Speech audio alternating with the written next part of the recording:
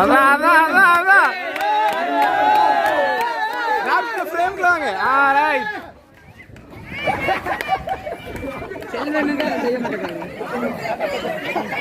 போற போக பார்த்தோன்னா செல்வனை தான் ஜெயிப்பாங்க போல. இல்ல இந்த கை தான் ஜெயிக்கும், இந்த கை தான் ஜெயிக்கும். அப்படியா? அதான் ஜெயிக்கும். அதான் அசல்ட். மதன் அவுட்டு. அவ்வளவுதான், மதன் முடிஞ்சு. சொல்லடா.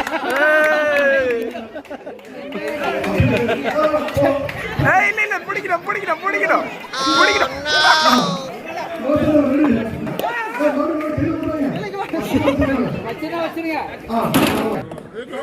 அதான் காலில் விழுந்துறாரா.